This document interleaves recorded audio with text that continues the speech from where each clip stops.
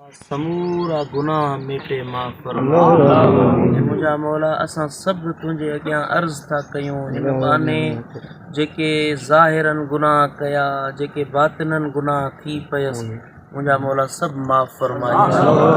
मुंहिंजा मौला ॼाणी वाणी या अणॼाणाई में जेका बि हिन खां ख़ता थी पंहिंजे हबीब जे सदके हिननि जी ख़ता माफ़ फरमाई। मुंहिंजा मौला पंहिंजे हिन बानड़े खे मदीने वारे साईं जी सुञाण अता कजांइ। मुंहिंजा मौला हिन जी क़ब्र खे जन्नत जो बाग़ बणाइजांइ, अज़ाबनि खां बचाइजांइ।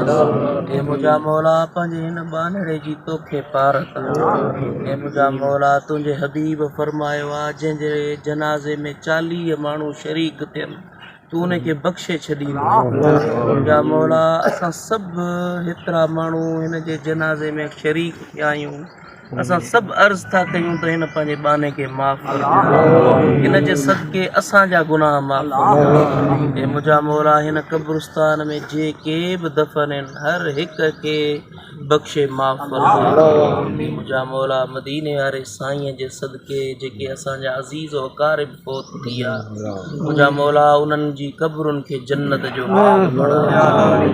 मुंहिंजा मौला जॾहिं असांजो वारो अचे असांजा बि ख़ताऊं गुनाह माफ़ फरमाए। सल्लल्लाहु तआला अला हबीबिना मौलाना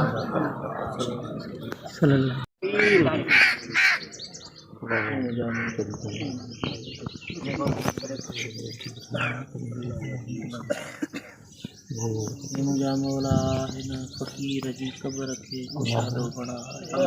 मुंहिंजा मौला हिन महिल जेके मुनकिर नकीर हिन खां सुवाल कनि था मुंहिंजा करीम रब हिन खे हिन जे सुवालनि जा जवाब तूं इनायत फरमाए। मुंहिंजा मौला कमज़ोर हीणो हुयो भली पर तुंहिंजे महबूब जो उम्मती हुयो पंहिंजे हबीब जे सदके मुंहिंजे मुर्शिद सोणे दिलबर साईं जे सदके हिन पंहिंजे बानड़े जी तूं मदद फरमा। मुंहिंजा मौला हिन जी क़ब्र जी तंगियुनि खां बचाइजांइ, क़ब्र जी आज़माइशुनि खां बचाइजांइ।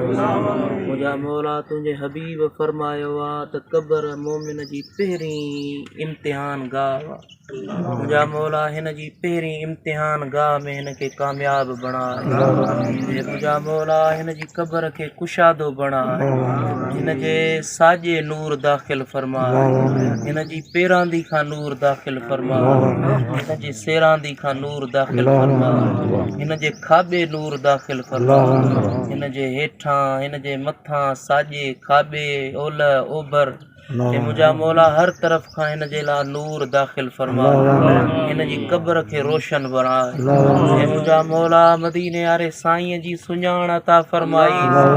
मुंहिंजा मौला मुंहिंजे हबीब जी सुञाण अता फरमाई।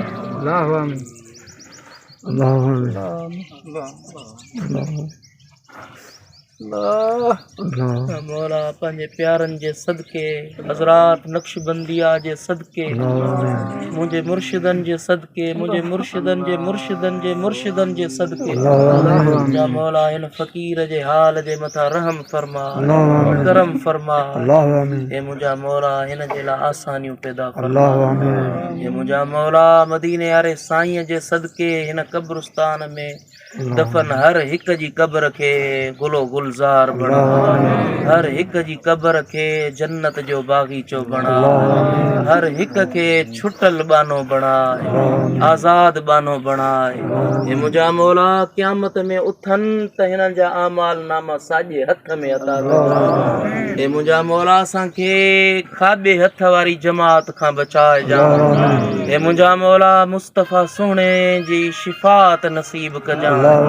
गुंबद ख़ज़रा जे मकीन जी मोहब्बत वारो मौत अता कजांइ। मुंहिंजा मौला मदीने वारे साईं ते कलमे पढ़ंदे असांखे मौत अता कजांइ। मुंहिंजा मौला मदीने वारे साईं जे सदके जंहिंजा अज़ीज़ वक़ारिब फ़ौत थी विया आहिनि हर हिक जे अज़ीज़ वक़ारिब खे क़ब्र में आला मक़ाम जेको घुरियोसीं सो अता फरमा, जेको न घुरी सघियासीं सो बि अता फरमा। सल्लल्लाहु तआला अला